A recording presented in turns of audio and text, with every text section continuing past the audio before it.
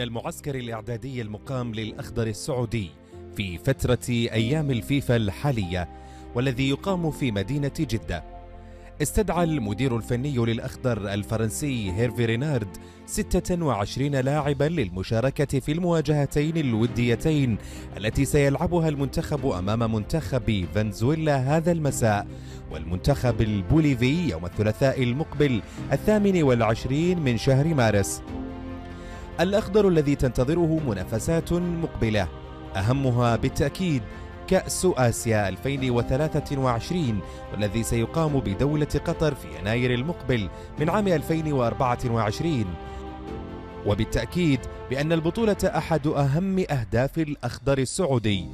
ويحتل الأخضر السعودي المرتبة 49 في التصنيف الدولي للفيفا للمنتخبات، بينما يحتل المنتخب الفنزويلي المرتبة